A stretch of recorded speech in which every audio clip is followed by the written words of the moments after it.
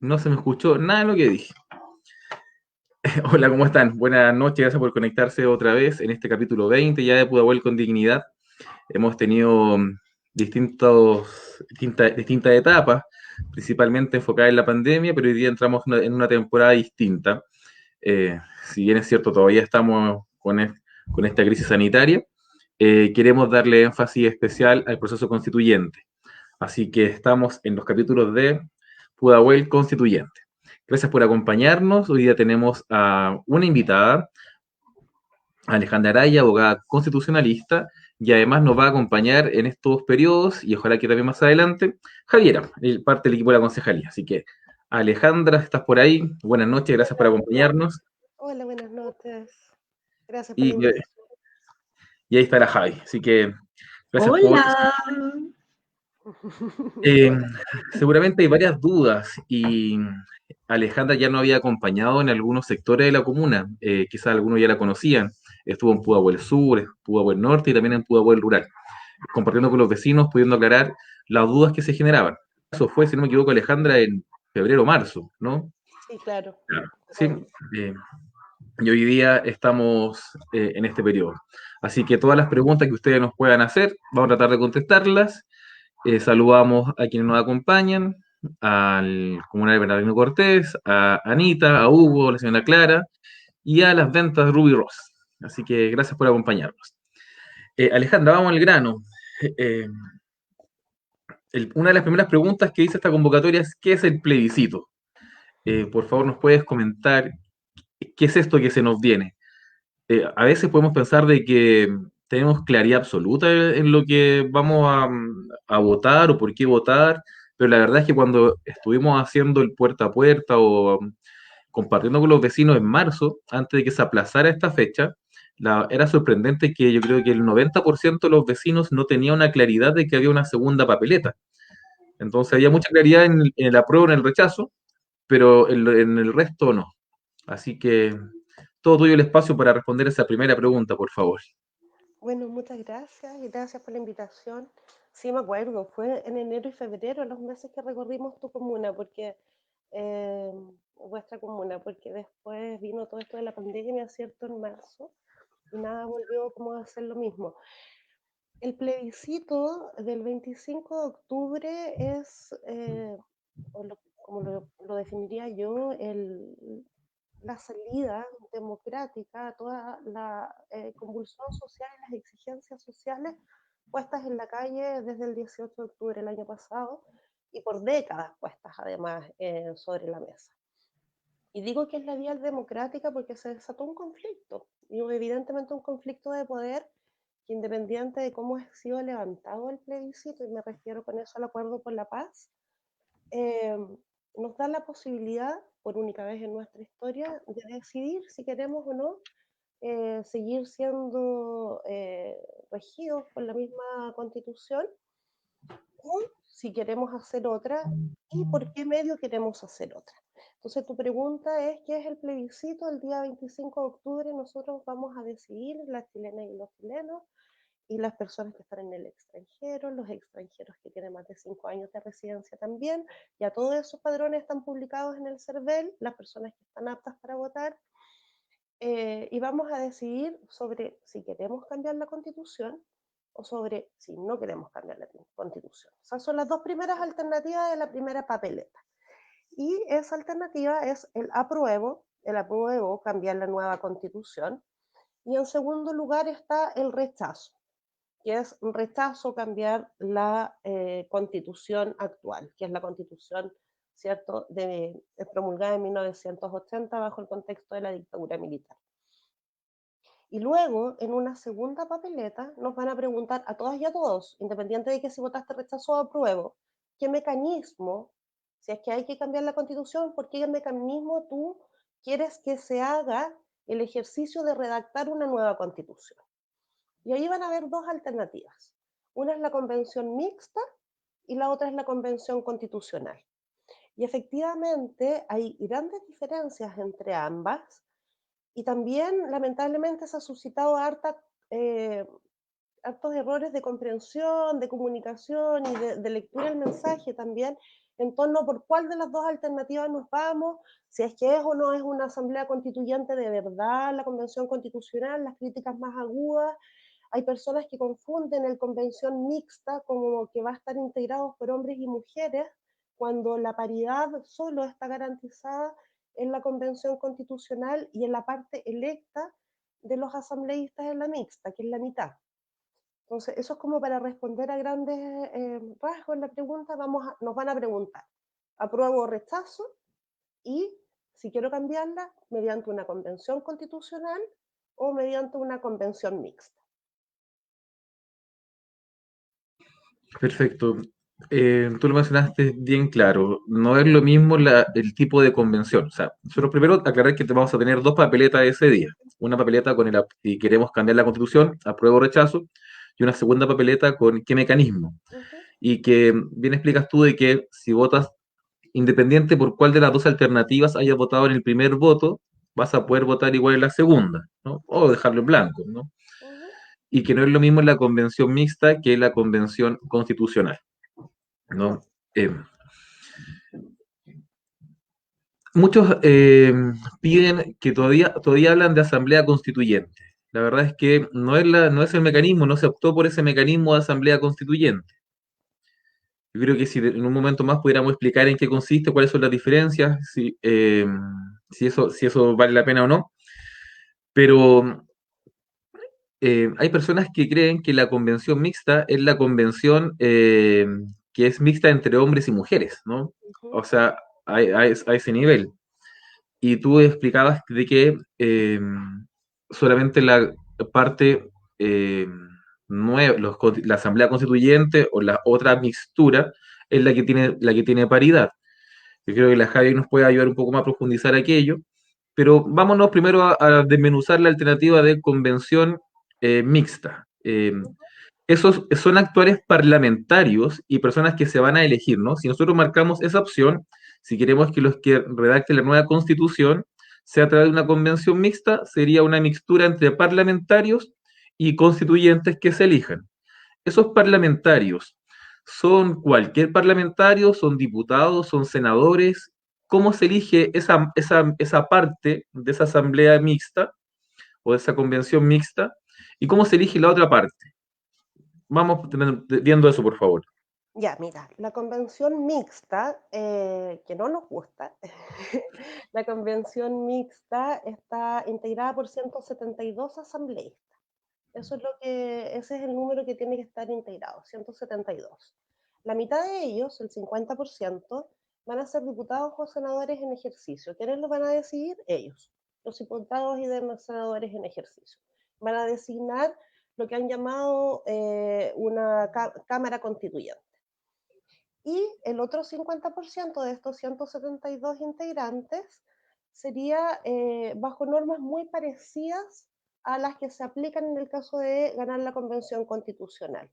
No exactamente las mismas por la cantidad de constituyentes que se eligen, pero son más o menos las mismas normas. Es decir, son personas que son elegidas solamente para el ejercicio de redactar la nueva constitución, no son miembros del Congreso y de los diputados y los senadores. Y ahí hay unos puntos que son súper importantes, porque el Acuerdo por la Paz, que fue tan apurado, digamos, y nos puso requisitos tan altos como un quórum muy grabado, no reparó en otros puntos que también son importantes. Por ejemplo, si hay una convención mixta, ¿qué va a pasar con estos diputados y senadores con sus remuneraciones? Lo que nos dice la lógica hasta el momento es que van a percibir ingresos como diputados y senadores en ejercicio y además la dieta de asambleísta. O quizás la dieta de asambleísta no se les aplique, pero iban a ganar más que un asambleísta, porque los asambleístas tienen remuneraciones que ya están reguladas y que no son las mismas los diputados y los senadores en ejercicio, que se bajaron, cierto, la remuneración, pero en un 25% ahora. Eso por un lado. Entonces la convención mixta está conformada por 172 integrantes, la mitad de ellos son diputados y senadores en ejercicio, quienes son no lo sabemos, pero son parte de este Congreso, ¿ya? No son de las nuevas elecciones, son parte de este Congreso. Entonces dentro de estos diputados y dentro de estos senadores se elige la mixtura que tú señalas y luego se elige la otra mitad con normas de paridad. Eso es importante porque esa mitad, pero la otra mitad, que es la de congresistas, tampoco tiene paridad. Es una locura. En el fondo es muy espejo, más espejo incluso que la Convención Constitucional de la Cámara de Diputados.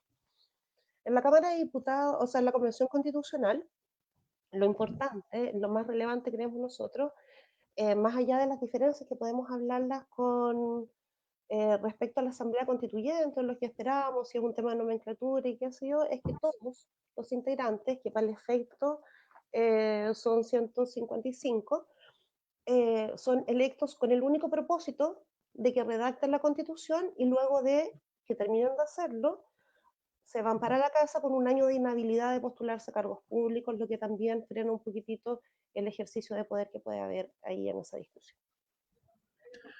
Perfecto.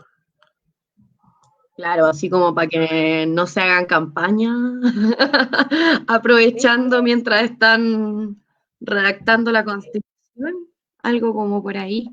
Oye, Ale, yo quería preguntar, porque no me quedó tan claro, tenemos paridad de género, pensando en la Convención Constitucional.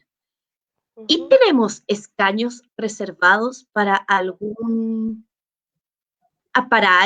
para algún segmento de la población? sí, eso es importante porque eso es importante porque ha tendido a caracterizar más esta convención constitucional como una asamblea constituyente. El 20 de marzo se promulgó la ley que permite a los independientes competir en listas como independientes. Además, les pide requisitos menos gravosos, digamos, que los partidos políticos para poder presentar una candidatura. Y también se publicó la ley sobre paridad. Fue la misma, la paridad de género, que es un trabajo increíble que hicieron las compañeras feministas, la red de politólogas de mujeres y todos que garantizan una sintonía de más o menos el 50%, ¿cierto?, entre hombres y mujeres, y que sería eventualmente, ojalá así sea, la primera asamblea constituyente paritaria en el mundo. En el mundo va a ser la primera vez que se apliquen estas normas de segregación de género. Lo de los independientes es importante porque si bien ellos compiten en la misma, digamos, bajo las mismas reglas electorales, que en el fondo son las mismas de diputados para los asambleístas, los independientes van a tener que reunir menos firmas por distrito y no a nivel nacional como los partidos políticos. Lo grave o lo peligroso de eso es que esas firmas tienen que ser protocolizadas ante notario y eso es plata. Todos lo sabemos. Entonces, lamentablemente, los independientes quedan sujetos ya no solo a juntar firmas, sino de que a poder pagar por la inscripción de esas firmas para poder presentar su candidatura y competir en igualdad de condiciones. Respecto a los pueblos originarios y los escaños reservados exclusivamente para ellos, esa discusión aún está en trámite en el Congreso. Hay más de 26 indicaciones ingresadas por distintas bancadas de parlamentarios. Y lamentablemente lo que uno más le hace falta, obviamente, es la voz de los pueblos indígenas y pueblos originarios en esta discusión. Y yo creo que lamentablemente es lo que ha costado instalar. Las mujeres fue muy rápido. Cuando decidimos hablar de paridad, las mujeres lo hicieron rápido y ordenadamente. Red de politólogas y qué sé yo, así se hace. Con los pueblos originarios, con los 9 que admite nuestro país o reconoce nuestro país, ha pasado algo súper complejo, que es que ellos convocan esta discusión, que es una discusión política, los independientes no tienen No se escucha bien algo, disculpen. sí, ahí sí. El problema de la paridad que se está discutiendo, yo decía, es que una vez más se excluye al actor principal, pues que son estos nuevos pueblos originarios que nuestro Estado reconoce, ampara y se supone que vigila. Entonces yo malamente podría asegurar de qué manera van a estar integrados, Javi, Yo no soy buena para esquivar preguntas, pero no puedo asegurarlo porque están estas 26 indicaciones en discusión parlamentaria, vienen de todos lados las indicaciones, entonces, ¿cómo va a salir esto? Sería súper aventurado que yo dijera algo así. Ojalá que sean capaces de reservar escaños y que las propias comunidades puedan distribuirlos, ¿no? Nos queda la pega Perfecto. ahí de hacer la presión en la calle para que esas indicaciones se muevan rapidito y podamos sacar escaños reservados para pueblos originarios. Pero por supuesto, pues, es lo único que nos va quedando, pues la presión social, ojalá que así sea. Algo ha resultado en el último tiempo. Sí, eso Sí, sí. nos dicen que no se escucha bien. Si nos pueden decir que no se escucha, si la Javi, Alejandra o yo, por favor, para poder mejorar eso. Quizás para poder subir un poquito el volumen de nuestra voz. Eh, bueno, vamos a corregir eso. Alejandra, en cuanto entonces a la convención mixta, está claro que es una mixtura entre actuales parlamentarios, sean senadores y diputados, y una mixtura con personas que vamos a elegir, ¿no? Que va a elegir para poder completar eso. Claro, eso igual genera algunas diferencias porque esos serían parlamentarios que no podrían ir a la reelección. No, no tienen ninguna inhabilidad. Eso es lo No terrible. así, no así las personas que sean candidatos a ser constituyentes que sí tienen la restricción de no poder ser candidatos, Por ¿no? supuesto. Así que ya hay una diferencia que es bien abismante ahí. Por Y supuesto, también el tema de la remuneración, porque si la remuneración del diputado son 9 millones, parece, ¿no? El senador parece que es mucho más, y en el otro sector, los constituyentes no sé cuánto van a hacer. Pero además, estos parlamentarios que podrían estar redactando la Constitución van a tener solo esa obligación de dar a trabajar para la redacción de la Constitución, o también tendrían que tener reuniones para legislar las otras leyes. que eso no quedó zanjado, po. Entonces tú te preguntas si es que ellos debiesen solo abocarse a la tarea no menor de redactar una nueva constitución, como el resto de las personas que van a trabajar solo para eso, exclusivamente en redactar una nueva constitución. Entonces, ¿qué pasa con el ejercicio del poder legislativo? Porque si los sacas a ellos y los mandas únicamente a redactar la constitución, por una cuestión de quórum, nuestro sistema Ujú. legislativo no va a poder funcionar. Tú sabes de que en la mayoría de las leyes importantes nos exige quórum, no solo de las personas que están presentes, sino de la gente que fue electa. Entonces, eso significa de que no se va a poder legislar ni avanzar en leyes que evidentemente ya están en tramitación, no sé, en lo que sea. Por ejemplo, pienso en las 40 horas al tiro, que es reforma constitucional. Nos exige un quórum que los senadores y diputados no podrían alcanzar simplemente porque la mitad de ellos o estaría ocupando el 50% de la convención mixta.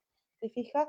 Además de que hay elecciones de diputados y la mitad de los senadores a fines del próximo año y que van a estar haciendo campaña electoral mientras redactan la constitución. Claro, perfecto. Bueno, la verdad es que nosotros queremos entregar todas las herramientas para que ustedes puedan votar informados, pero pronto nos van a ver haciendo campaña también a nosotros por nuestra opción, ¿no? Y queremos ir muy claro, nosotros vamos a hacer campaña por el apruebo y campaña por la convención constitucional.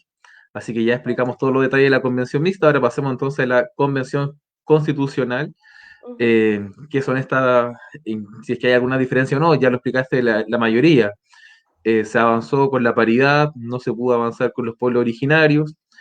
Eh, si nosotros elegimos a estas personas para redactar la constitución, ellos van a tener que abocarse en un plazo determinado. ¿Esa nueva constitución en qué tiempo debería ser? Eh, si no hay acuerdos, hubo un conflicto importante que hablaba de los 2 tercios. Entonces parece que era un guarismo relevante. ¿Qué significa ese quórum de los 2 tercios? ¿Qué pasa si no hay acuerdos en esta convención? ¿Qué pasa con los temas que se quieran ahí legislar? Si, o sea, 1 tercio va a valer lo mismo que los otros 2 tercios. Yo creo que sí podemos aclarar eso, pero para no perdernos en este punto, tomamos la pregunta que nos hace Hugo Loyola y nos dice si pudiesen explicar la diferencia entre el apruebo y el rechazo, ya que hay muchas personas que están confundidas, sobre todo los adultos mayores. Bueno, yo creo que la pregunta que tú nos haces, quizás la responda yo, y ojalá no me equivoque, pero la respuesta es, si votas rechazo, tenemos la constitución que hoy día está vigente. ¿no? O sea, se rechaza cambiar la Constitución. Si votas apruebo, estás aprobando entonces tener una nueva Constitución y ahora veríamos quiénes serían las personas que estarían abocados a la redacción de este instrumento. ¿Nos podrías contar, Alejandra, algunos detalles de cómo sería esta convención constituyente? Sí, convención constitucional. Ah, perdón. Tenemos que, perdón, si no es de pesar, es porque tenemos que empezar a llamarla como es, porque imagínate, si nosotros no somos capaces de aprender el concepto, menos las personas que más encima les van a presentar una segunda papeleta. La convención constitucional, ya vamos a entrar en el tema del quórum y todo, pero como está dibujada, es con 155 integrantes que se van a elegir igual que los diputados, como por distritos electorales, así. Son el 100% electos, ellos tienen una dieta fijada de 2,5 millones, que es una remuneración bastante más razonable que la de diputados y senadores en ejercicio. Aplica la paridad de género, es decir, va a tender a que haya un 50 y un 50% de hombres y de mujeres en los escaños que ocupen los asambleístas. Tienen esta inhabilidad un año después del ejercicio de su cargo, es decir, no van a hacer campañas políticas, van a solo dedicarse a escribir la Constitución. Ahora, ¿cómo van a escribir la Constitución? Ya sea que gane la convención mixta o en la convención constitucional se crearon las mismas normas. Y ahí hay varios reparos. Yo creo que el tema del quórum sí ya no es solo un problema de números, es un problema de haber dibujado un proceso que es sumamente anhelado por el pueblo con los lápices de la Constitución del 80. Dibujaron este proceso constitucional con las normas de la Constitución del 80. Cuando decimos de que tiene que todo modificarse por 2/3, usted bien lo decía, concejal, cuando dijo de que al menos el tercio va a ser más mayoría que bueno, a eso opuesta. Hace muy poco se discutió una reforma que declaraba el agua como bien de uso público. Y esto era una reforma constitucional. Y 24 senadores votaron a favor de que el agua se declarara bien de uso público. Y 12 senadores votaron en contra. Como no se alcanzó el quórum, el agua sigue siendo o sigue pudiendo ser un bien de uso privado. ¿Te fijas? Alcanzar esos quórum eh, que durante los estudios constitucionales nosotros siempre lo hemos llamado candados o cerrojos de la Constitución, que es una forma que el constituyente se aseguró de que no cambiara.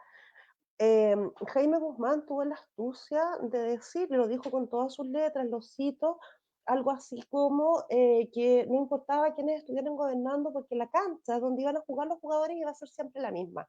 Cuando hablaba de eso, hablaba de la Constitución. Y resulta de que cuando hicieron el Pacto por la Paz y se detuvieron en algunas cosas y en otras no, se detuvieron en estatuir un quórum, que es el quórum de la Constitución del 80. La mayoría de las asambleas constituyentes en el mundo han dirimido por mayoría simple, la mitad más uno.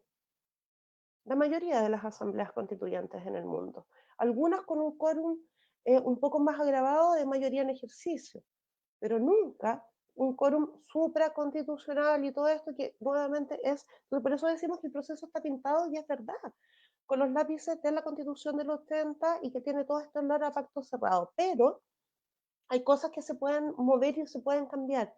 Si somos estratégicos, porque la única forma de incidir realmente en el proceso de la redacción de la nueva Constitución es teniendo asambleístas que vayan a discutir los puntos que para nosotros son relevantes, particularmente para las personas que creemos que el modelo es el que se debe cambiar. Entonces, es importante de que sean evidentemente mayoría los asambleístas, para que puedan forzar estas mayorías. Y para eso va a haber que hacer un juego de ejercicio de poder, porque funciona igual que los distritos electorales, el juego electoral, digamos. Importante es saber por quién vamos a votar para que sea nuestro representante constituyente, ¿no? Y que va a ser bien difícil tener información de todo lo que va a pasar en el tiempo que viene. Javi, te dejo a ti con alguna pregunta. Sí, yo Me llama harto la atención el tema de los 2/3. Probablemente la que hace que la Ale se escuche bajo, perdón, me voy a meter en otro comentario, es que yo, para tener buena señal, estoy cerca de una ventana.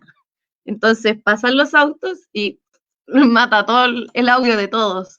Así que voy a intentar ir poniendo el mute y todo eso. Pero lo que quería consultar era que ayer, de hecho, Gonzalo estuvo en un programa de la radio El Muro y hablaban sobre esta trampa constitucional o esta trampa para este proceso constituyente que tiene que ver con los 2/3 que se arrastra de la constitución de, de la dictadura. Y en ese caso, ¿hay alguna posibilidad que, por ejemplo, ya dentro de, pensando en el mejor de los casos, apruebo y también gana la Convención Constitucional, ¿hay alguna posibilidad de poder sortear estos 2/3, poder plantear, por ejemplo, un plebiscito que dirima esa situación? En ese caso, los constitucionalistas, los asambleístas, las asambleístas que participen en el espacio, ¿podrían buscar ese mecanismo o no es posible? Es absolutamente, es absolutamente posible y no solo eso, es súper necesario, pero eso obviamente depende del juego de fuerzas que hay adentro de poder, adentro de la Asamblea, digamos, adentro de la Convención Constitucional. Eh, pero podrían sortear la barrera de los 2/3, claro, podrían llamar al plebiscito en caso de que no alcancen el quórum. Podría ser de que en las materias que no haya acuerdo se hagan consultas, se hagan consultas dirigidas. Eso tiene que ver con el funcionamiento de la convención y eso no está claro porque eso no se reglamentó. Mm. Entonces, ¿cómo va a funcionar esta convención? Depende del grado de astucia y del grado de audacia también, es astucia y audacia que tenga los asambleístas. Mira, hay un tema que nosotros denominamos el ejercicio del poder constituyente, que tiene que ver con la soberanía. Nosotros siempre decimos o tratamos de recalcar de que la soberanía de un Estado reside en el pueblo.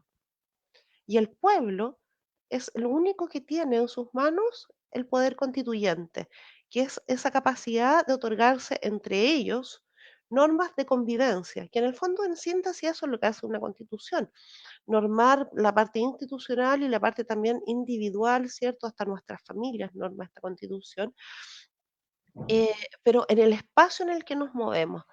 Ese juego lo pueden hacer bien con astucia nuestros asambleístas y podrían irrumpir de una manera un poco más transgresora, podrían convocar a plebiscito, podrían hacer consultas dirigidas, todas esas cosas son situaciones que han funcionado y que se han hecho a través de las asambleas constituyentes en otros países que mediante este mecanismo han redactado sus constituciones. Y ojo, que no son puros países de izquierda, eso es una falacia ad hominem gigante. La mayoría de los países, los estados modernos de Naciones Unidas, es cierto, dentro del contexto del orden mundial, se han dado nuevas constituciones, mayoritariamente en Occidente ha sido a través del mecanismo de asamblea constituyente. Muchos han tomado otros nombres, por eso para mí el tema nominal no es tanto, pero sí cómo se comporte la asamblea, ¿sí? En el fondo es como el matrimonio.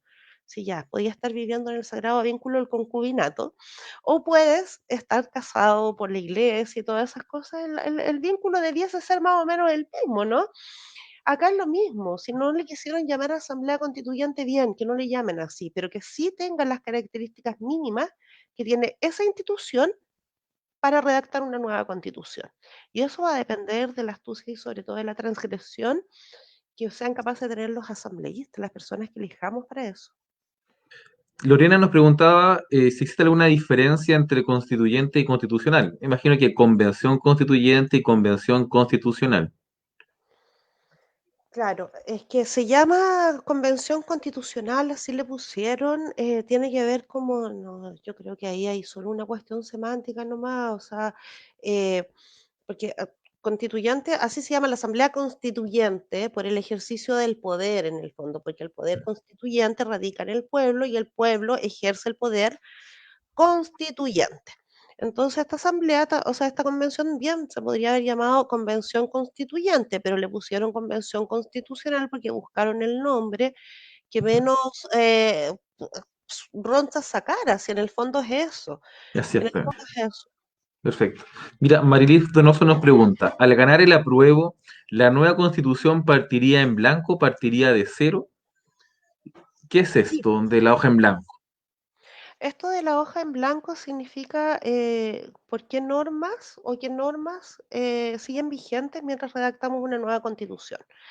Frente a eso, yo quiero decir dos cosas. Primero, porque no puedo callarlo, pero primero, que no puede ser que la gente que vota rechazo y que dice rechazo para reformar con una cara de palo pero gigante, además, nos esté diciendo permanentemente de que no existe esto de la hoja en blanco ni nada. Yo quiero recordar que tras el golpe de Estado de 1973, los militares una y otra vez sacaron actas constitucionales derogando la constitución vigente, que era la del 25, hasta que crearon esta nueva constitución en 1980. O sea, desde el 73 hasta el 80 tuvimos un periodo sin constitución. Y desde el 80 en adelante tuvimos un periodo con constitución, pero sin las instituciones que normaba la constitución, porque no había congreso, no había una clara separación de poderes del Estado ni nada. Entonces, a nosotros siempre nos piden ser más papistas que el Papa, pero ok, seámoslo. ¿Las instituciones pueden funcionar de esa manera? Sí, pueden funcionar de esta manera y podrían darse todas las facultades que queremos para hacer realmente cambios profundos, que es una hoja en blanco partir desde cero, dibujar de nuevo la institucionalidad. ¿Se puede? Sí. Lo que dijo el Pacto por la Paz era que debían ser respetuosos del carácter de República de Chile, República. eh, Nada dice de los apellidos, digamos. Yo creo que nadie está pensando en plantear una monarquía ni una forma de gobierno que no sea democrático, digamos. Entonces, el tema de la república o no, ya se puede soslayar. El otro tema importante es que nos pusieron y que puede ser como un contrapunto a esto de la hoja en blanco, es el tema del respeto a los tratados internacionales. Eso también es explícito en el Acuerdo por la Paz, de que Chile no solo tiene que mantener el carácter de república, sino de que además debe mantenerse sujeto a los tratados internacionales vigentes y ratificados por Chile. A ese respecto, nos tratan de confundir respecto a los tratados económicos, por ejemplo. El TPP en buena hora no ha sido promulgado por Chile aún, y hay un montón de tratados de libre comercio que sería muy bueno revisar, y muy bueno revisar sobre todo si somos capaces de cambiar la hegemonía económica, ¿no? Si somos capaces de permear el sistema neoliberal y volcarlo hacia un Estado benefactor o social y con otros comportamientos dentro del mercado. Esos tratados tienen que ser revisados. Los únicos tratados que tienen la misma jerarquía constitucional son los tratados sobre derechos humanos. Y eso nos pone, por ejemplo, restricciones como que en Chile está suscrito el Pacto San José de Costa Rica y por eso está derogada la pena de muerte. ¿Cachai? Ujú. Eh, pero yo creo que ninguno de esos tratados internacionales que versan sobre derechos humanos son un obstáculo para hacer transformaciones profundas en el país. Lo podrían ser los tratados económicos, pero esos no tienen la misma jerarquía de ley. Así que por lo menos a juicio de mío, digamos, debiesen mantener, o sea, debiesen estar susceptibles a ser cambiados o derogados. Porque la gracia es esa de la Constitución, que es como un juego de dominó. Cuando echas a correr una pieza y van cayendo todas una para abajito, bueno, eso se llama derogación orgánica.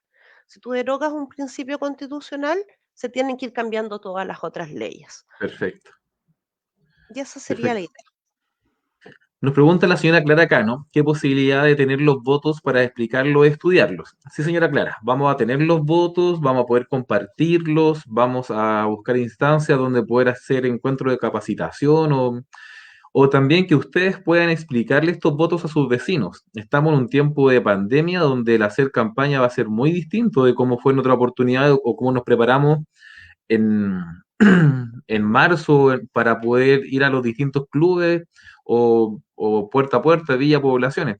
Eso lamentablemente en este tiempo no va a poder ser, entonces el rol que ustedes van a jugar como vecinos, como dirigentes sociales, va a ser fundamental para poder compartir con sus vecinos y aclarar las dudas que puedan ir surgiendo.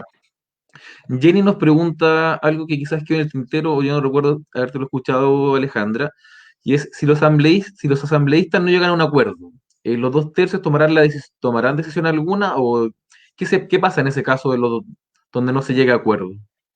Mira, como está redactado hoy día el acuerdo, si no hay acuerdo no debiese cambiarse. Es así de terrible. Si ¿Cómo no es? hay, si no se cumplen los 2/3, por ejemplo, si queremos cambiar el modelo de desarrollo o dejar de que ya, Chile ya no más Estado subsidiario, sino que Estado solidario, con todos sus nombres y sus letras en la nueva Constitución. La reforma constitucional nos está pidiendo, ¿cierto?, el quórum de 2/3. Si no alcanzamos los 2/3, se mantendría el Estado subsidiario. Eso es lo que nos dice hoy día cómo están las normas de funcionamiento de la Convención Constitucional. Sin embargo, lo lógico y lo que se espera es que cuando de ser electa o de ser elegida la Convención Constitucional, es que ellos se otorguen un nuevo reglamento. Y ahí está la discusión y por eso hay gente que aparece diciendo de que no, que ellos se van a dar y que van a disolver el Congreso. ¿Qué ha pasado? En otros países han disuelto el Congreso mientras está dirimiendo la Asamblea, pero en dos, de 96. Entonces, hay nada, son de acuerdo a la idiosincrático, tiene que ver con otras cosas, pero que lo importante es que hoy en día, como está redactado el quórum, no te permitiría cambiar y la norma se quedaría como está con la Constitución del 80. Por eso se pelea la hoja en blanco. Por si no se alcanza el quórum, entonces, ¿qué es lo que pasa? No debiese prevalecer la norma de la Constitución del 80, sino que deberíase estar en blanco vacío y por eso es que pudiésemos consultar al pueblo. ¿Te fijas? Eso es lo que se está discutiendo y eso es lo que vamos a ver cómo va a pasar en realidad. ¿Qué está pasando todo esto? Aclarar un detalle que es re importante, creo yo.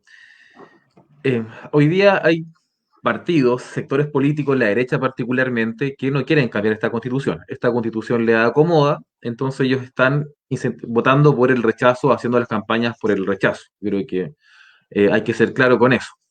Pero luego, nada los inhibe a ellos, si es que gana el apruebo, y esperamos que así sea, que puedan llevar candidatos constituyentes también, ¿no? Y entonces sería ilógico, y ojalá no sea eso lo que suceda, de que finalmente este sector que no quiso que la constitución cambiara, que votaron por el rechazo, tenga más de 1/3 en esta convención constitucional.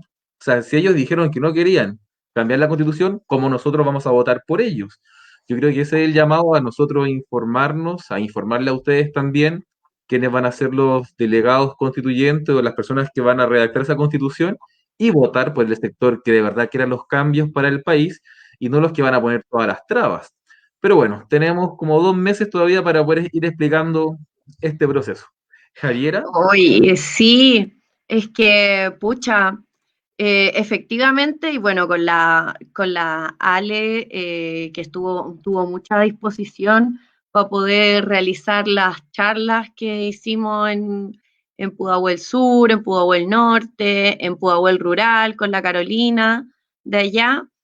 Eh, Tuvimos harto tiempo también de poder ir a los clubes de adulto mayor, de hecho tuvimos como un voto en el que le íbamos explicando cómo funcionaba. Yo de verdad en este tiempo yo lamento mucho, sobre todo por el comentario de la Clarita, que probablemente no podamos hacer esas reuniones de los clubes, de las juntas de vecinos, para poder explicar esto y yo tal vez quería intentar, voy a ver qué tan buena para la tecnología soy, a ver si puedo proyectar un voto que tenía de la vez anterior, que de cuando anduvimos paseando, por decirlo de alguna manera. Dale búscalo, Javi, mientras yo le pregunto a Alejandra otras cosillas. ¿Lo Alejandra, logré o no tenemos, lo logré? a ver si, ahí estás, a ver cómo se ve esa pantalla y si se ve completa, nosotros creo que no escuchamos, ahí se puede revisar, ¿no? Tú Claro. nos, dale Ahí nomás. la Ale nos contaba pues, que serían dos votos distintos. Uno tendría la opción del apruebo y rechazo, doblar, y la otra convención constitucional y convención mixta constitucional.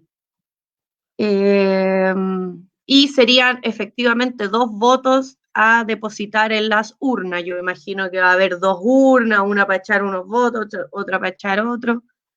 Pero en realidad lo que más quería era no perder la oportunidad de poder mostrarle el voto Excelente. a muchas que no vamos a poder ver de manera como presencial. Perfecto. Bueno, de hecho, después les podemos comentar, o quizás el tiro nomás. Vamos a compartir mañana un formulario para las personas que quieran integrarse a ser parte de un comando, ¿no? O quizás cómo nosotros podemos colaborar para ser parte de este cambio histórico. Quizás algunos van a poder inscribirse en ese formulario si es que quieren obtener información para compartirla con sus vecinos, otros para para difundir información en redes sociales, otros para quizás facilitar su casa para poner una propaganda en el domicilio, o a ser apoderado de mesa. Así que en realidad estamos iniciando un trabajo hoy día, pero estamos bien comprometidos en poder hacer lo más responsable posible con esto. Y quizás, bueno, y hay una pregunta, Ale, antes de avanzar. ¿Qué se puede hacer en este tiempo de cuarentena respecto de las campañas por el plebiscito? ¿Cuáles son las inhabilidades o las facultades que tenemos para poder hacer algo? Ya, mira, la ley electoral sigue siendo la misma y Ah, y la que norma ¿se y escucha me voy a bien? tomar, disculpa, me voy a tomar de esto que nos dice Verónica González, ¿no? La directora del Liceo CEP. Hay 5 vecinos de Pudahuel detenidos en la 55 comisaría por participar en un banderazo por el apruebo en el Metro Barrancas, mientras los camioneros han hecho lo que han querido, ¿no? Mira, más ingente lo que nos plantea la Vero frente a esto. Qué vergüenza. Es que lamentablemente yo qué voy a decir que estamos sujetos al criterio de carabineros. No podría decir algo así, porque estamos sujetos al criterio de carabineros.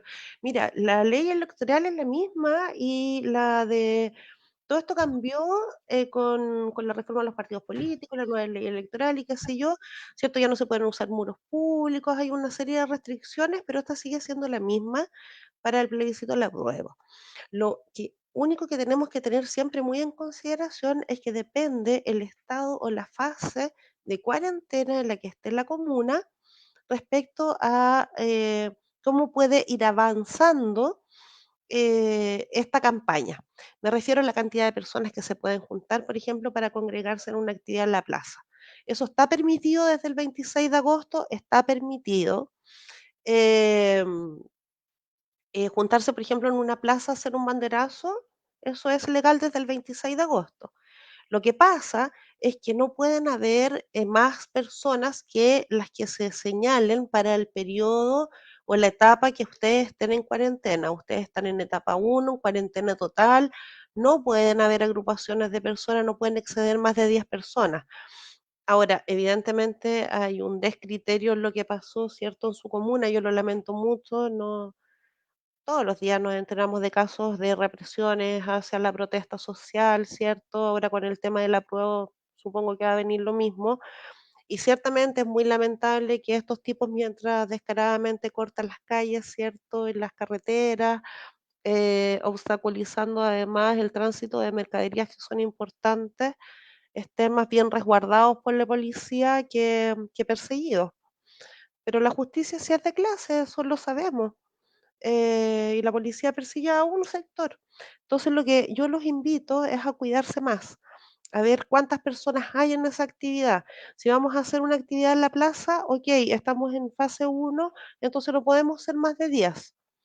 ¿Te fijas? Es ordenarnos. Los llamo a ordenarse, a convocarse y a no exponerse también. Yo en eso quiero ser súper clara. El otro día estuve en un foro invitada también con Daniel Jaude y nos preguntaron a ambos qué opinábamos respecto a esta situación de pandemia y de riesgo que hay y en relación al plebiscito. Y yo siempre voy a decir lo mismo, no hay que sobreexponerse, si hay que cuidar a los viejos, hay que cuidarlos, si hay que cambiar el plebiscito, lo cambiamos. Evidentemente no es la idea, o sea, no estoy diciendo que quiero hacerlo, ¿me entienden? Pero las condiciones de seguridad sanitaria hoy día son urgentes, sobre todo en comunas que son más populares y nosotros, nadie más que nosotros, nos podemos cuidar entre nosotros. Entonces, estar atentos ahí con el tipo de actividades que van a levantar y desarrollar y la cantidad de personas que pueden congregar, porque eso es lo que hace la diferencia hoy en día. Javi. Antes de responderle a la Lore, que la Lore nos pregunta si se puede entregar informativo en las ollas comunes. ¿Se puede hacer ya se puede hacer campaña, Ale? Sí, Porque en un tiempo se pueden hacer banderazos, pero ya se puede entregar el informativo que invite a votar por una opción. sí, se puede Ah, hacer. Desde el 26 de agosto se puede hacer, el 26 de septiembre empiezan las campañas por radioemisoras y televisión. Ya estamos en periodo de propaganda electoral, así que sí se puede hacer. perfecto. Y pueden entregar volantes de esto, de que en la olla común de acá del barrio donde yo vivo, que es el barrio Brasil, estamos entregando ya propaganda también por el apruebo. Ok, entonces la respuesta, Lorena, es sí, podemos entregar en las ollas comunes esta propaganda. Javi,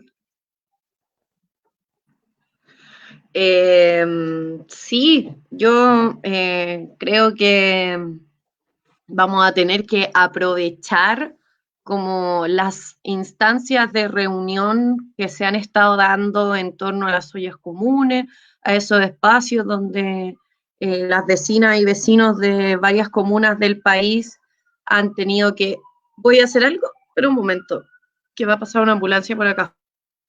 muteate nomás, te escuchamos. ¿Qué considera Javiera que eres para no dejarme ahí sordo con el pito de la ambulancia? Los balazos que estaban acá en la población no se alcanzaron a escuchar delante, ¿no? No, no se escucharon. Hoy sí, no, pero vieron ahí las lucecitas, todo, no, pero es que como que se pone media búnker esta casa, entonces si me muevo para allá, no tengo señal. Entonces la opción es al lado de la ventana. Y ahora van a pasar los bomberos, pero no sé si van a pasar por aquí mismo. Eh, yo creo que vamos a tener que intentar hacer campaña de todas las maneras diversas posibles, tanto sea por las redes, como nos decía por ahí la Jenny, la Patti, también, como nos comenta la Lore, poder asistir a las ollas comunes, a dejar documentos, yo no sé, ahí vamos a tomar todas las precauciones de no generar aglomeraciones de personas que quieran ir a retirar el panfleto, sino que más bien disponerlo en un espacio donde los puedan retirar, ahí nos las vamos a ingeniar. Así como también, como comentaba Gonzalo, nos las vamos a ingeniar para que todas y todos quienes quieran ser apoderados de mesa, quieran disponerse a realizar campañas, disponer su casa para alguna bandera, algún tipo de propaganda. La idea es que estemos todas y todos dispuestos para este proceso, porque siento que siempre hay un reclamo como a los partidos políticos, de que los partidos políticos son sumamente responsables de todo lo que nos ha sucedido y es como el 3% de Chile el que está en partidos políticos. Entonces, igual hay una responsabilidad colectiva enorme de dejar hacer, de dejar decidir a otras personas eh, por lo que uno quiere, por lo que uno desea. Eh, nosotros militamos en un partido político, en el Partido Comunista, pero nosotros digamos que tenemos como una incidencia gubernamental bastante baja. Si bien la participación concreta nos tocó en el gobierno anterior, tampoco fue de una gran cantidad de militantes desplegados en ministerio, en cuánta cosa, no, no fue así, tuvimos una pura ministra, unos cuantos, un par de subsecretarios y sería todo. Entonces, este espacio plebiscitario convoca mucho a que las personas no dejen de descansar en otros para las decisiones que se tienen que tomar a nivel nacional. Yo en estos días estuve viendo el tema de la conformación de los municipios por el plebiscito, que me llamó gratamente la atención porque hace que estas discusiones también se vuelvan mucho más locales. La Ale muchas veces nos ha dicho que le encanta ir a todo lo que sea territorial, ella le gusta ir a explicar para allá porque lo hace bien, todas le entendemos, todos lo entendemos bien, no nos mete tanta chimuchina tecnócrata, de repente una se enreda y el espacio de la Convención Constitucional, que es el espacio en el que, si bien nosotros también queríamos Asamblea Constituyente, pero tenemos este nuevo nombre y tenemos que buscar la mejor manera de incidir en este espacio.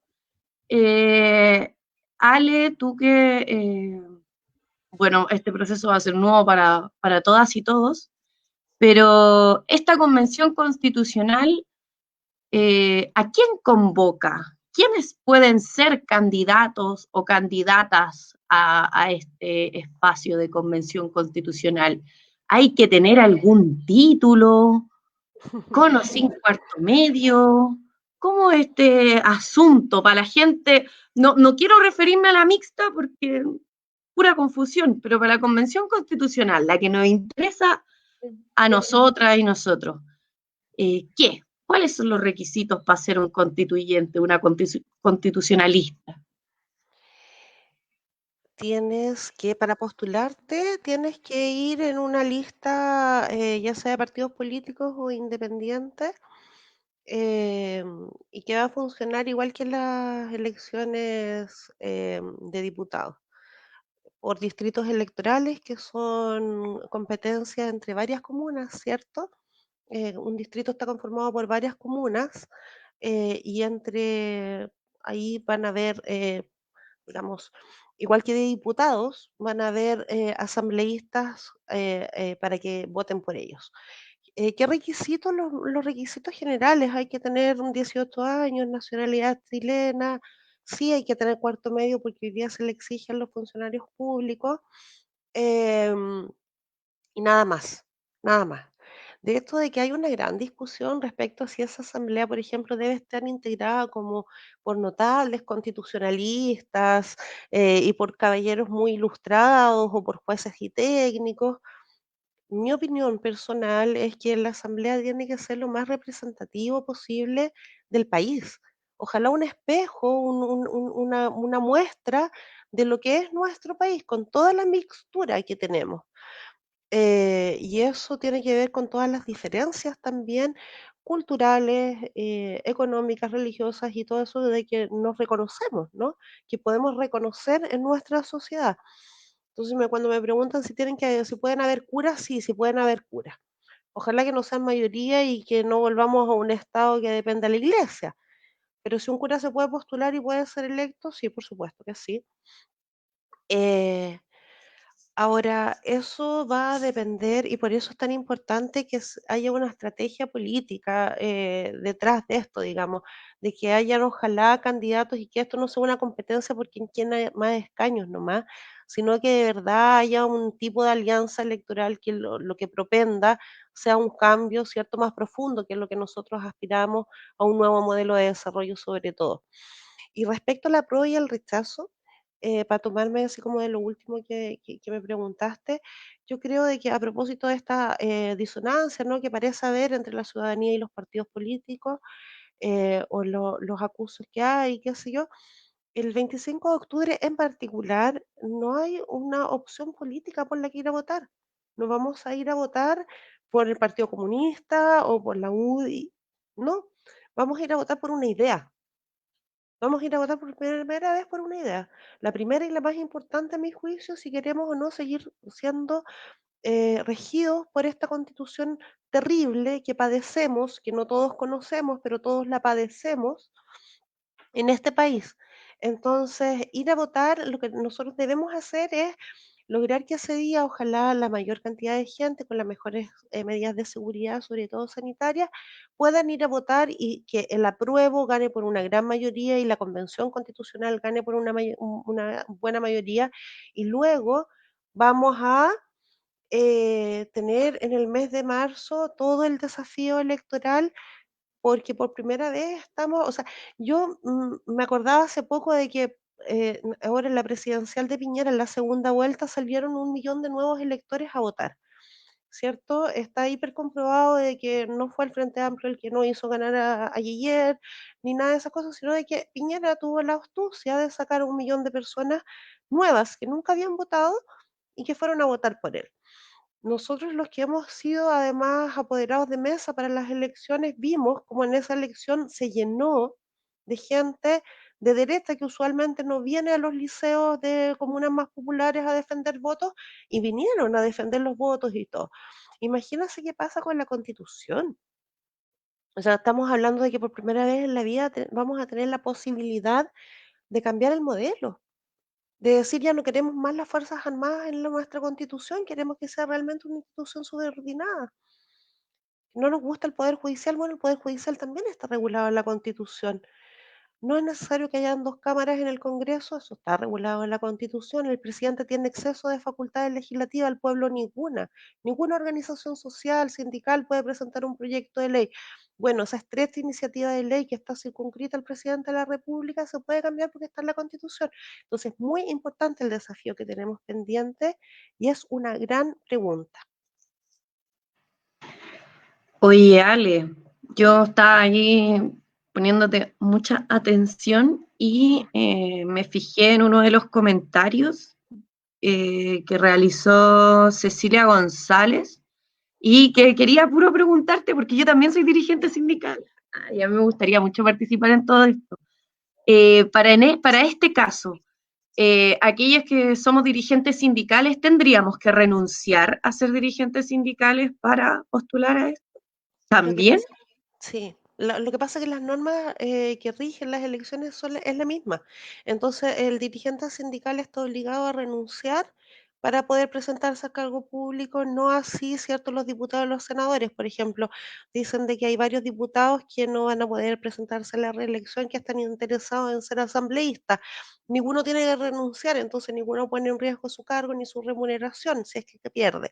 Los dirigentes sindicales están y eso a propósito de todo el tratamiento constitucional que tienen los sindicatos y todo esto en este país, pues si después de la Constitución de los 30 fue que vino el cambio al modelo laboral, pues cierto, que se desatomizó y tiene este tratamiento tan absurdo con los dirigentes sindicales, pero sí, Javi, lamentablemente es así, tendría que Pucha, renunciar. Gonzalo, te devuelvo a la Ale. Bueno, renuncia Javi, no si quieres ser candidato. ¿No? No a la concejalía todavía. O, Ale, nuestros programas duran generalmente 1 hora, es el tiempo que nos hemos dado, se nos ha pasado volando este tiempo. Es tan así que este capítulo tenía 2 preguntas. ¿Qué es el plebiscito y por qué hay que cambiar la constitución? La segunda pregunta no te la vamos a poder hacer, ¿no? Pero hay algunos conceptos que sí me gustaría que los dejaras esbozados. Tú hablaste delante del Estado subsidiario. Ujú. Son términos que lo escuchamos hace un tiempo bastante, seguramente en estos 2 meses que se vienen lo vamos a volver a escuchar. Eh, Nosotros también ahora tenemos más claridad quizás de que la Constitución no garantiza derechos, sino que solo garantiza accesos. Me gustaría que solamente pudieras esbozar parte de esto y avisarle a nuestros vecinos de que tú ya has tenido la voluntad de poder estar en otros encuentros. Eh, También creemos que es importante destinar un capítulo a la mujer en la Constitución. Las leyes no son iguales para hombres y para mujeres, y esta Constitución actual marca esas diferencias. Entonces vamos a tener un capítulo exclusivo para poder hablar de la mujer en la Constitución, así que eso va a estar muy bueno. Pretendemos también poder tener un historiador que nos comente cuáles han sido los procesos que hemos vivido en nuestro país en la Constitución de 1833, 1925, la del 80, otros intentos, poder saber en qué estamos viviendo ahora, cómo otros países también lo han vivido. Hay mucho miedo respecto de qué puede pasar, que el fin del mundo si gana una opción. Bueno, tener esa claridad de que no va a ser así. Y también vamos a tener invitado a Daniel Jaude, que nos va a poder comentar también sobre la nueva constitución. Así que eso es lo que se viene en los próximos capítulos, que desde ya los dejamos invitados. Pero no te arranquí, Ale, sin responder esas preguntas esbozadas. Bueno, te esbozo una respuesta. ¿Por qué hay que cambiar la constitución? Primero, porque es antidemocrática e ilegítima. Fue creada a puerta cerrada por una junta militar, aprobada en un plebiscito que ampliamente criticado por Naciones Unidas y por todos los organismos internacionales. Pero no basta solo enumerar o mencionar de su ilegitimidad de origen, sino de que además tiene lo que nosotros denominamos cerrojos o candados constitucionales que hacen imposible hacer cambios relevantes. La Constitución del 80 sufrió más de 250 reformas o enmiendas, pero ninguna que sea realmente importante. O quizás sí, hay algunas del 2014, qué sé yo, no quiero ser injusta tampoco, pero en realidad la Constitución sigue siendo la misma que diseñaron Jaime Guzmán y la Comisión Ortúzar para Pinochet. Entonces, ese es otro gran motivo. Otro gran motivo para cambiar la Constitución es por la escasez de derechos que consagra. Fundamentalmente nuestra Constitución lo que establece son libertades y derechos a accesos. Acceso a la salud, acceso a la educación, no hay derecho a la vivienda, no hay educación digna, calidad, no hay adjetivización y no hay protección a los derechos, no hay derechos sociales tampoco para los ciudadanos, tampoco existen.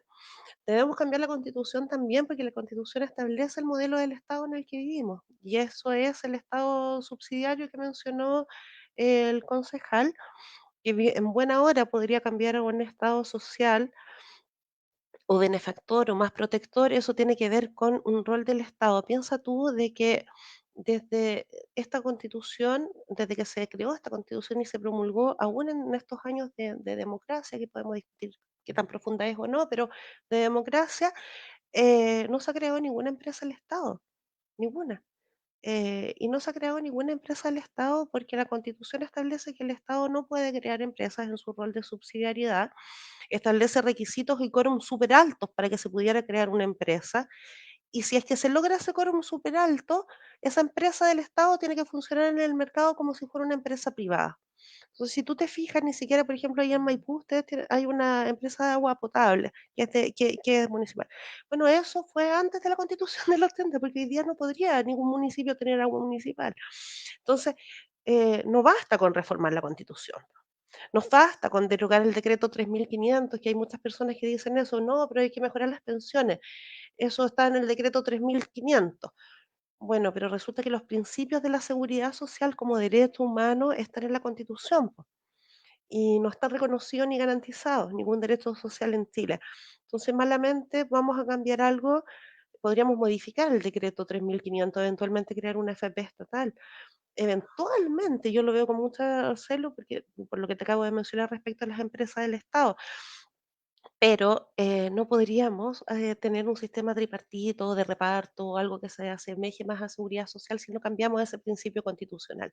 Entonces, cambiarla es importante, sí, informarnos es muy importante, educarnos, cuenten conmigo, ustedes lo saben, queridos compañeros ambos, pueden contar conmigo, yo pudiendo estoy siempre disponible para que logremos llegar a las personas y aclaremos sus dudas sobre todo eso, porque esto no es un tema que es pesado, es pedregoso y no lo hacen nada fácil. O sea, vieron la segunda papeleta de la convención mixta constitucional, convención constitucional, tres frases y todo eso, y el voto es un muy mal voto.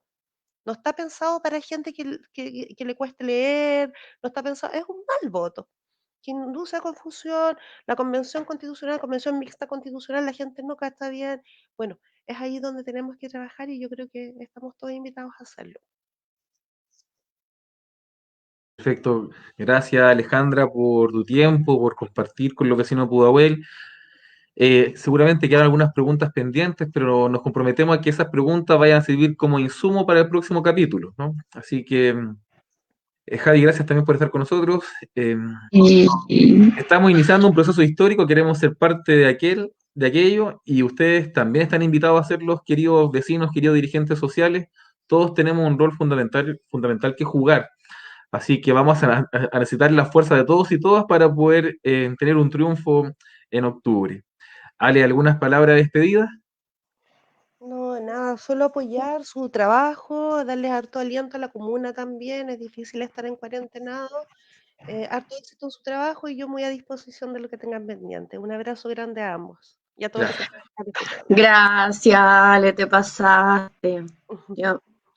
Este es el primer capítulo de una temporada constituyente. Si bien está la concejalía ya, con este es el episodio número 20, desde que empezamos como esta oficina virtual con entrevistas, con respuesta de preguntas, con todo.